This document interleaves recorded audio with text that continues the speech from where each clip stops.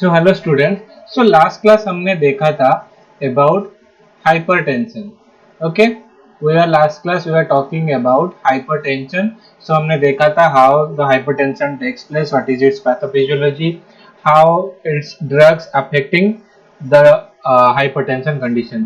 So today we'll discuss about angina pectoris. So simply if we'll talk in layman language, angina pectoris means simple chest pain.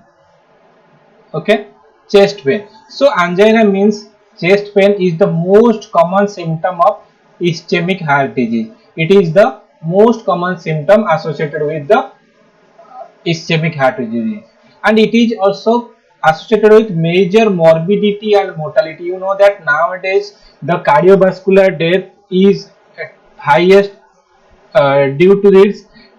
You know that myocardial infarction, angina pectoris, congestive heart failure, these are the major cardiovascular problem, and major mortality is associated with these type disease condition.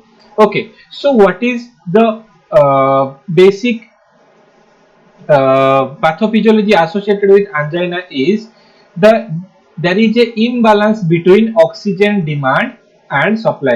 What is that? There is a imbalance between oxygen demand and supply. So heart is depend on a adequate oxygen supply, because heart जैसे to pump the blood, as you know that heart is considered as a pump for our body. So to pump the blood throughout the body we need energy. So in that energy or oxygen is supplied to the heart due to by the help of this coronary. You can see that there is few artery that is surrounded with the heart muscles, that is called as coronary artery, and this coronary artery basically supply bloods to the cardiomyocyte or the heart muscles, because heart muscles to live this the heart muscle also require oxygen and energy to live.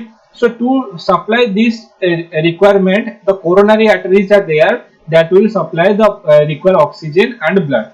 Okay, so at cellular level, when there is a ischemic occur, ischemic means death of the tissue, death of the cardiomyocyte occurs, it increases anaerobic glycolysis increase हो जाता है.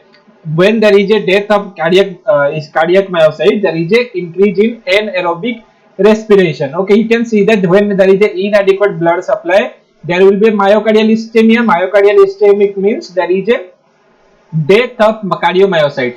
So due to this the oxygen supply is reduced. Oxygen का supply वहां पे decrease हो रहा है, but जो डिमांड है वो तो उतना ही रहेगा ना. The demand will be high, but the supply of the oxygen to the heart is decreases due to this myocardial ischemia. So instead of aerobic respiration, the anaerobic respiration takes place, and you know that due to the anaerobic respiration there is a accumulation of lactic acid takes place. So lactic acid will started accumulating in the heart, that will increase the demand, more oxygen demand as comparison to the normal condition. So there is an increase in level of hydrogen ion, potassium ion and lactate in the venous return of the ischemic or affected area of the myocardium. So that will leads to development of chest pain and all. So you can see that the normal artery, this is a, or suppose this is a normal artery through which normal blood flow is there. Okay, through which this is a normal artery through which the normal blood flow is there. You can see this is basically your coronary artery. What is that? This is your coronary artery. This artery, we are zooming it here. This is your coronary artery. This yellow part you are seeing here, these are plaque or deposition of material, that is basically a lipid material. So due to the deposition, you can see the diameter of the artery is basically reduced. So as you know that the diameter of the artery, when the diameter of the, you can see normally imagine a pipe, when the diameter of the pipe reduces, the obviously the water flow also reduce. Similarly here, when the plaque started depositing at the coronary artery, the blood flow rate is, the blood flow rate is also reduces. That leads to your decrease in oxygen supply and the demand, as you know that when the supply is decreased, that gradually the demand of the oxygen also increases. That's why the symptoms started developing. So if we'll talk about types of angina, angina is basically two types. Majorly it is of two types. Okay, so let us discuss about first one, that is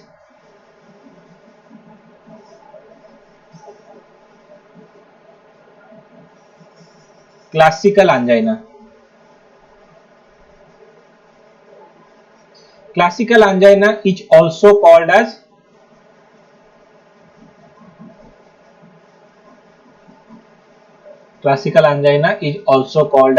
stable angina. Okay, so this is it is also called as stable angina, and this is occurs when it is basically occurs. It is occurs during exercise.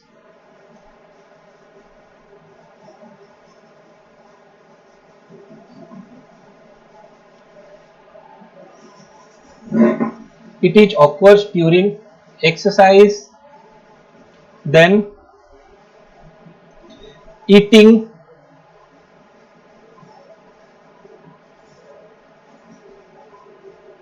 emotion,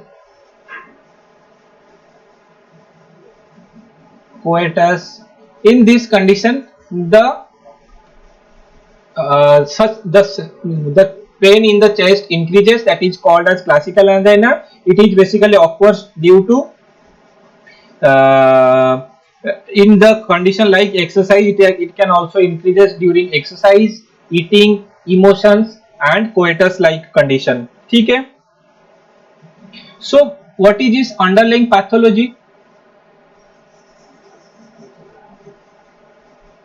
What is its underlying pathophysiology? Here, severe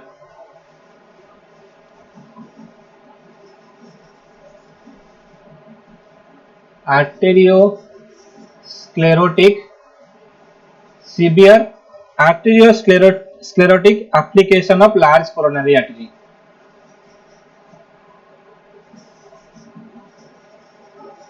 Application of large coronary. Okay, so you can see this figure. So normally the classical normal arteries is there. When there is a deposition of atheroma, the condition of classical angina develops. So you can see that the normal pressure in your end diastolic pressure in your coronary artery is 5 mg. Okay, you can see the normal pressure in coronary artery is 5 mg. When there is a classical angina develop, so the pressure increases to 25 mm of Hg. You can see the 5 times more. Okay, the 5 times more pressure is increased in your coronary artery. So that is the reason the pain during the classical angina basically occurs. So second type of angina is, this is the classical angina. Second type of angina is variant angina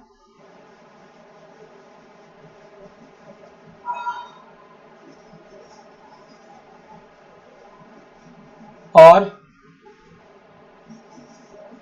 vasospasmatic or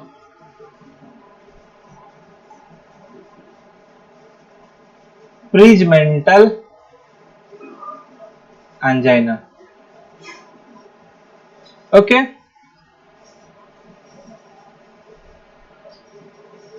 this attack, the attack of variant or vasospasmatic angina is unpredictable.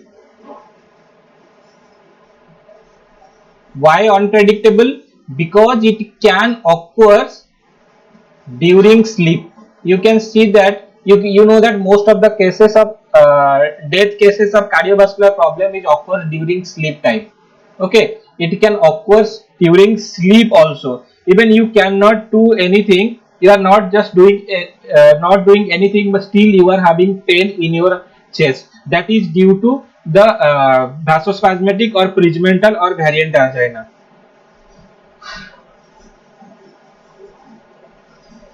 So what is its cause? The major cause associated with this variant angina is superimposable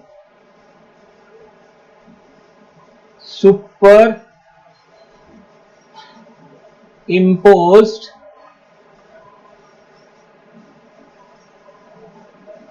atherosclerotic plaque. Superimposable atherosclerotic plaque accumulation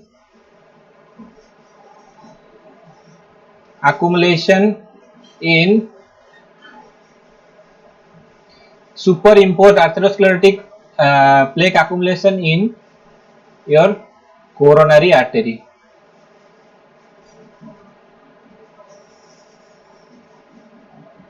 Okay, so this is the major cause associated with this. It can occur during the sleep and it is the most dangerous type of angina. Okay, so next, so if now we understand the what is the major problem associated with this, decrease in oxygen supply. The major problem is decrease in oxygen supply and increase in oxygen demand. This is the two major thing due to which the angina occurs. So if we will talk about its treatment, so first treatment is that we have to reduce the oxygen demand. हमको first oxygen का demand कम करना है, then increase करना है oxygen का supply. Okay, हमें oxygen का जो रिक्वायरमेंट है उसको रिड्यूस करना है एंड उसका जो सप्लाई है उसको बढ़ाना है. तो first important thing is nitrate. So what is nitrate basically do? Nitrates are also called as venodilators. These are called basically known as venodilators because these class of the drug basically dilates the veins. So vein जब dilate होगा तो उस पे क्या फर्क पड़ेगा? The supply बढ़ जाएगा. ठीक है, यहाँ पे क्या होगा, जो supply होगा, जैसे नॉर्मली इतना है, आपको एक सिंपल सा एग्जांपल देता. नॉर्मली एक ब्लड वेसल है, उसका डायमीटर है दिस मच. जब हम इसको नाइट्रेट्स देंगे that will increase to this much. So obviously the supply will be increased or not? Yes, the supply will be increased. So nitrates will increase the supply. Okay, so drugs are nitrates are also divided into two subclasses, that is short acting and long acting. In case of short acting, glycerol trinitrate, isosorbide dinitrate, this is basically given in sublingual. In case of acute attack, we are basically administering this class of the drug sublingually. Okay, so in case of long acting drug, isosorbide dinitrate, isosorbide mononitrate, erythryl tritetranitrate, pentaerythryl tetranitrate, these four drugs are comes under long acting class of the drug. Then in case of beta blocker, propranolol, metoprolol, atenolol. So one thing you have to remember here is propranolol is contraindicated in prismental angina. I will tell the reason in for next slide. Prismental angina. Okay, then calcium channel blocker में verapamil, diltiazem, amlodipine, nitranidipine. Potassium channel opener में drug is nicorandil. Other anti anginal drug में trimetazidine, ranolazine, ivabradine, oxyfedrine, dipyridamole. Okay, I will discuss in detail about all the drugs. So let us first discuss about nitrate. So nitrates are the class of the drug They are basically reduce. Nitrates are the class of the drug. They are basically reduce your preload. Reduce reload. How it reduce preload? When it is basically pulling the blood back, that will help in reduce preload. When preload is increased, when the preload is reduced, so what will the consequence? Venous return. The venous return will be decreased.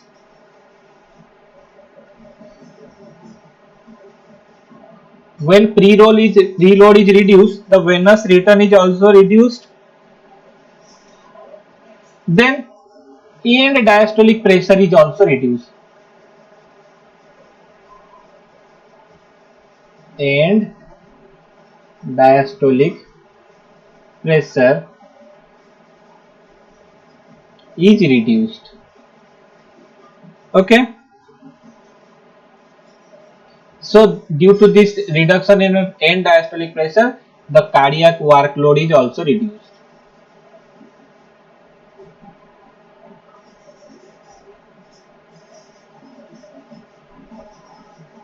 Okay. So let us understand what is preload and what is afterload. So preload means you can see this image.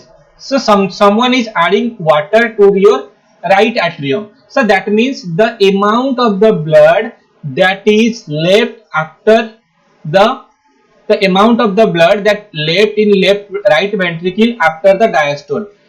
Diastole होने के बाद जितना amount of blood आपके right ventricle में present होगा, that is called as preload, and which the amount of the blood basically increases during angina condition. And what is afterload? Afterload is a pressure that is generated by a heart. This imagine this is your left ventricle. So left ventricle एक pressure generate करता है to open the aortic valve and pump the blood from the heart. जितना pressure वो चाहिए to open that aortic valve, that is called as afterload, and this is also increases during angina, because the overall cardiac workload is increased. The overall cardiac workload is increased, due to which the preload as well as the afterload increases. So nitrates are the class of the drug. This is basically reduce your preload class, reduce your preload. So then let us understand how this mechanism is takes place. Okay, let us imagine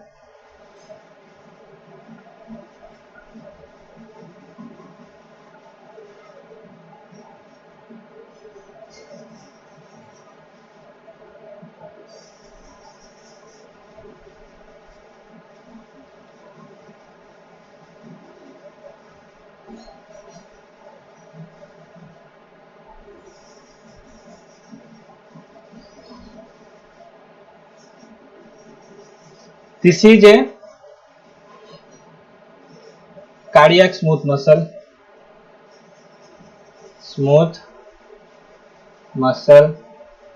cell, smooth muscle cell of heart.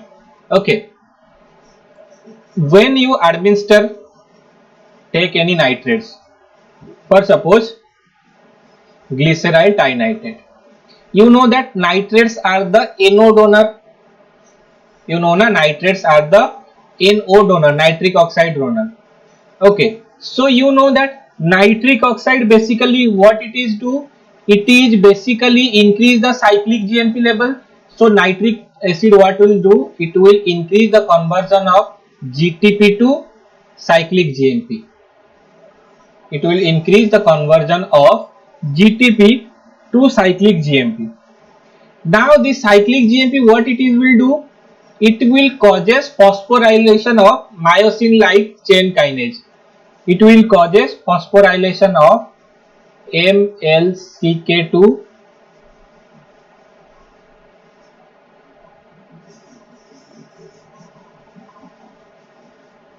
it causes its phosphorylation.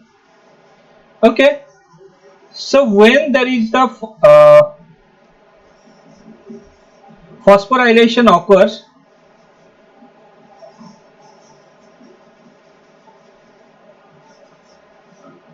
So when there is a phosphorylation occurs, it is unable to work. So instead of contraction, it will cause relaxation.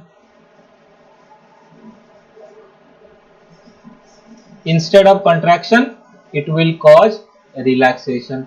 So what it will do, glycerol trinitrate will increase the level of nitric oxide. Nitric oxide will increase the cyclic GMP level. So cyclic GMP, what it is do, it will convert myosin light chain kinase is to its phosphorylated form. So due to its phosphorylation, it unable to interact with actin and myosin. So actin and myosin, though instead of contraction, there will be a relaxation of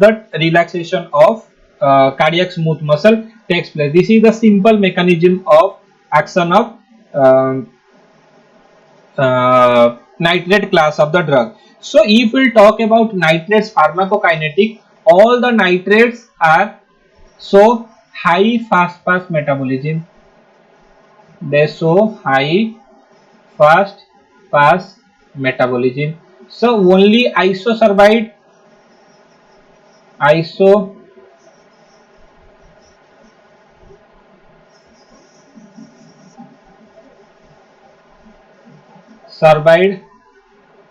mononitrate does not show high fast metabolism, rather than it is having nearly 100%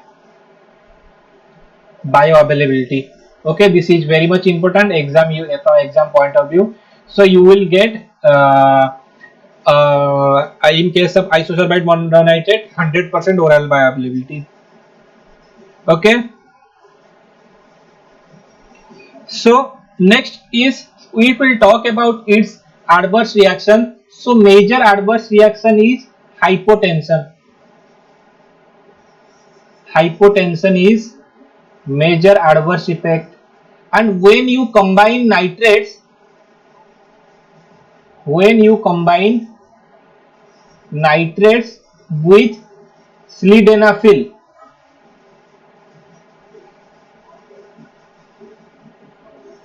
PDE5 inhibitor, phosphodiesterase 5 inhibitor, the hypotension is severe, even fatal.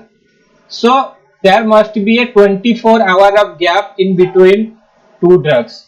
Okay, so next is headache. Due to vasodilation, headache will be common. Okay, headache, methyl hemoglobinemia,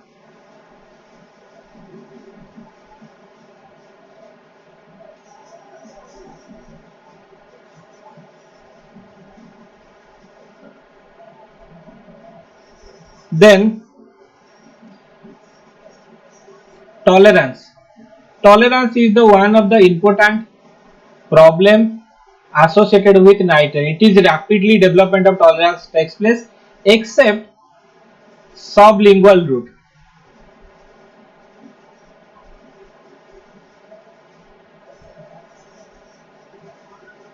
What does it mean?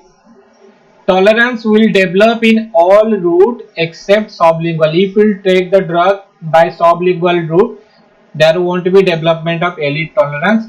Other than oral and IV, IM, any route you will take, the tolerance will be developed. Okay, so to treat, and that's why sublingual route is the commonly used route. Sublingual route is the commonly used for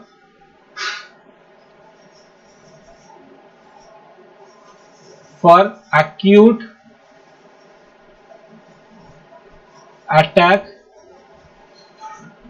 attack of angina.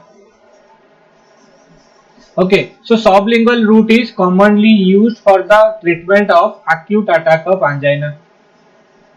I hope am I clear up to this? So in case of drug interaction, I discussed with you that nitrates is the class of the drug when you combine with sildenafil, that is phosphodiesterase inhibitor 5 class of the drug. Severe hypotension will there, that can lead to even death. So there should be a 24-hour gap between nitrates and sildenafil class of the drug. So I have discussed with glycerol trinitrate. Glycerol trinitrate having high fast class metabolism. The glycerol trinitrate having high fast fast metabolism. That's why it is taken only by the route of sublingual, not any other route, because if you take this drug by means of oral route, it will show high fast fast metabolism. And another benefit of sublingual route is you have to place the tablet below your tongue, and as you know that there in below your tongue there is a more supply of blood vessels, so drug will be absorbed directly to your systemic circulation, and whenever the attack of acute attack aborted, you can split it out, so there won't be any poisoning of the drug would be takes place. Okay, so isosorbide mononitrate, as I discussed with you, isosorbide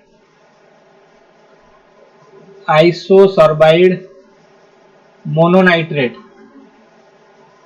this drug having high oral bioavailability, around 100% oral bioavailability. That's why this drug is preferred.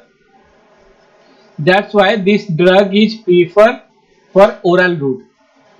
Okay, so it can be, so it is given orally for the prophylaxis. It is given for the orally in prophylaxis.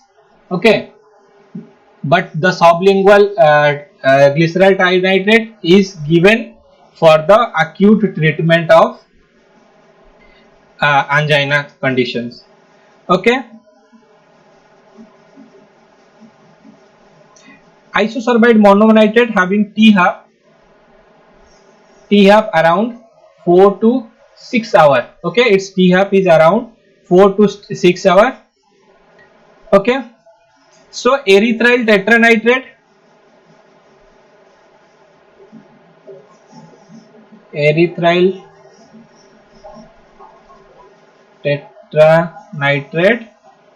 and it is a longer acting derivatives. Okay, it is a longer acting nitrates. So its use is angina pectoris. Use is, first one is angina pectoris.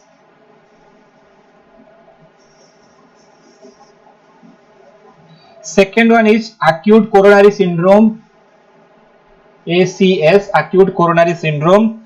Third one is in case of myocardial infarction, in case of congestive heart failure. Okay, in case of biliary colic. Okay, in case of esophageal spasm.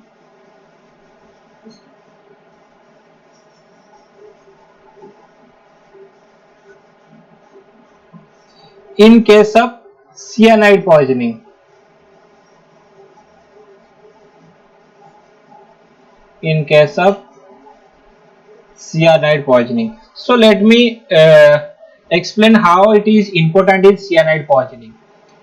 How it is basically help is hemoglobin converted to methyl hemoglobin. So the conversion of hemoglobin to methyl hemoglobin basically carried out by sodium nitrate. Remember this term. Sodium nitrate it helps in conversion of methyl hemoglobin to methyl hemoglobin. So methyl hemoglobin will binds to cyanide and converted to cyanomethyl hemoglobin. Cyanomethyl hemoglobin, and this conversion, this cyanomethyl hemoglobin is easily eliminated out when you give sodium thiosulfate. Sodium thiosulfate. So the and in the presence of sodium thiosulfate, it will break down to methyl hemoglobin and sodium thiocyanate. Methyl hemoglobin plus sodium thiocyanate, and this is easily eliminated by means of urine. So it is easily आपके urine में eliminate कर जाएगा. So the sodium nitrate is the important drug that converts hemoglobin to methyl hemoglobin. So let us talk about beta blocker. So as you know that due to the supply of the blood and increase the oxygen demand, the heart activity is increased. So to reduce the cardiac activity, we have to administer beta blocker. That beta blocker basically act by reducing the cardiac work and oxygen consumption. Cardiac work and oxygen consumption दोनों को reduce कर सकता है. That leads to decrease in your heart rate. Due to this reduce in cardiac work and oxygen consumption, ultimately your heart rate will decrease and your mean blood pressure is decreased. So as I told you, propranolol is contraindicated in variant angina because as I told you, propranolol is a non-selective beta blocker. So it block both beta 1 and beta 2. Okay, I told you that beta 2 basically present in your blood vessel and that is responsible for vasodilation. Okay, so as I told you previously that beta 2 present in your blood vessels and that is responsible for the vasodilation. As it is blocking beta 2 instead of vasodilation, what you will get? You will get vasoconstriction. Okay, instead of vasodilation, you will get vasoconstriction, and due to this vasoconstriction, it is contraindicated in variant angina because it is worsen the variant angina. Okay, so if we talk about beta blockers, so beta blockers are calcium channel blocker. Calcium channel blockers are basically block the entry of calcium. Here you can see,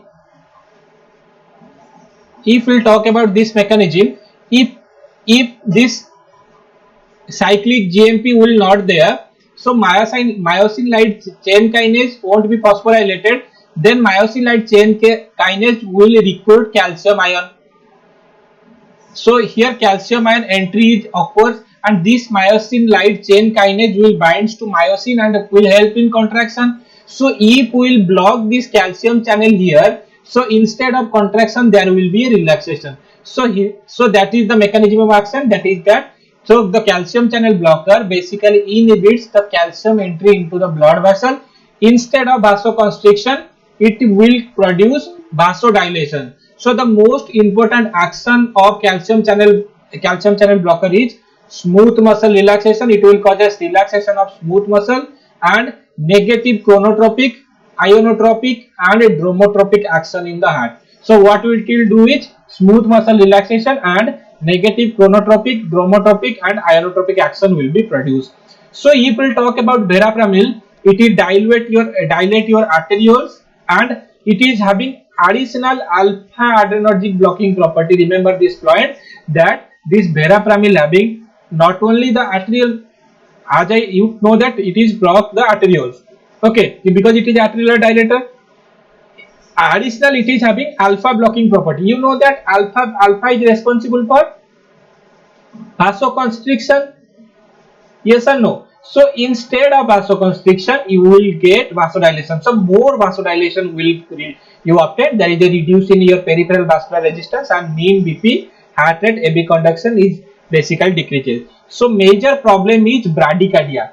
Bradycardia, constipation is major problem. So contraindicated, should not be combined with beta blocker because additional sinus depression will be there. So there will be a severe bradycardia you will find. Increase the plasma digoxin level and decrease the excretion and precipitate toxicity. Should not combine with other cardiac depressant as it is such as quinidine and disopyramide because it is already a cardiac depressant. When you will combine with other cardiac depressants, so depression will be maximum. That's why it is contraindicated. So if we will talk about diltiazem is less potent vasodilator but having direct SA node and AB node conduction depression property. इसका तो जो vasodilation property तो कम है but ये direct SA node और AB node का conduction decrease करता है. You know that SA node is a pacemaker cell. SA node से हमारा इंपल्स जनरेट होता है, एसए नोड से एबी नोड से बंडल ऑफ पीस से परकेंजी फाइबर्स. सो जो SA node and AB node का कंडक्शन जो है वो बेसिकली ब्लॉक कर हो जाता है due to the diltiazem. Okay, so that's why क्या होगा, तो instead of contraction there is a dilate of your coronary artery. पहले तो आपका कोरोनरी आर्टरी का कंस्ट्रिक्शन हो गया था due to accumulation of coronary artery plaques. So in now due to this डिलीटियाजन, जो भासो कंस्ट्रिक्शन वो भी भासो डायलेशन में कन्वर्ट हो जाएगा. सो हमें क्या बेनिफिट होगा, so more blood will be enter to the cardiac myocyte and that problem of ischaemia will be reverse. Okay, should not given in the patient with pre-existent sinus, AB node, nodal and any other myocardial disease. जिसके पास previously SA node and myocardial disease का problem है, in case of that it is contraindicated. So if we talk about other calcium channel blockers, nifedipine is a short dihydropyridine. It does not have SA node and AB conduction property. Important point, not like your verapaminyl diltiazem. Flushing, ankle edema, hypotension, headache, decrease in insulin release is the major problem. So you should remember that in case of diabetes it is contraindicated because it decreases your insulin release. Remember this point. Nifedipine is contraindicated in case of diabetes due to it decreases insulin release. Simple. Amlodipine is pharmacokinetically distinct from dihydropyridine. Nitridipine having additional NO releasing property. Remember this point. Nitridipine is having additional NO releasing property. Okay.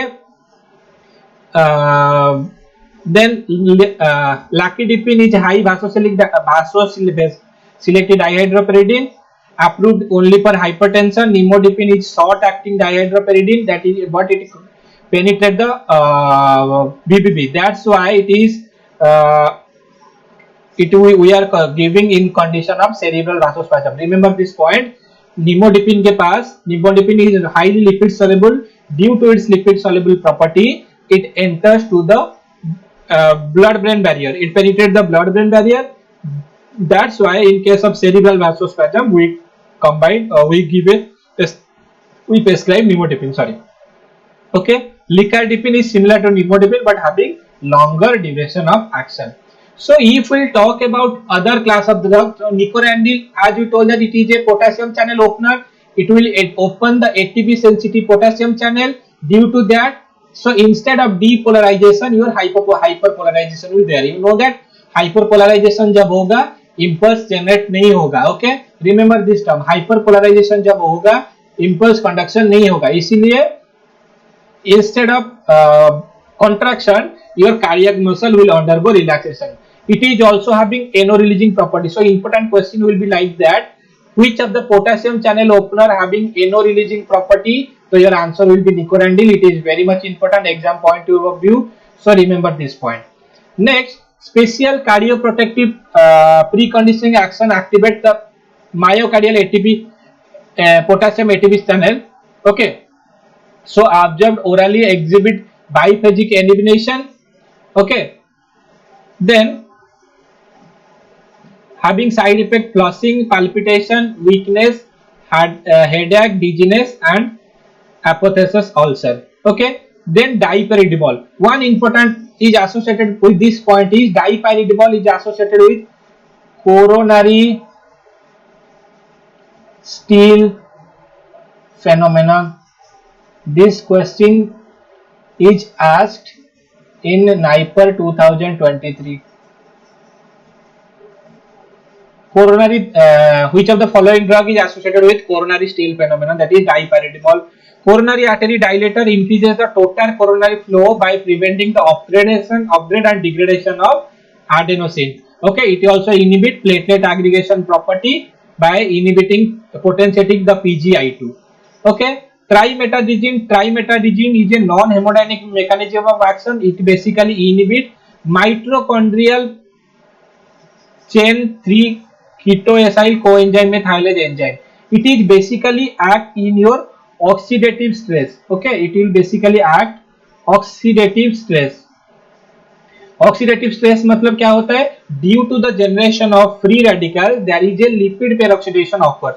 So this drug is basically preventing the heart muscle tissue from the lipid peroxidation. So it is used. The major problem associated with trimetazidine is visual disturbance, tinnitus, Meniere's disease, and dizziness. Ranolazine is a novel anti-anginal drug inhibiting sodium current in the myocardium, which indirectly facilitates the calcium entry and by sodium calcium exchanger.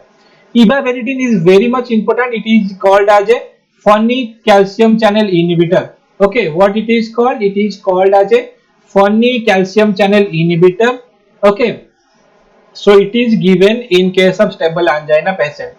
Okay, so that is all about anti-anginal drug. So let us understand about unstable angina.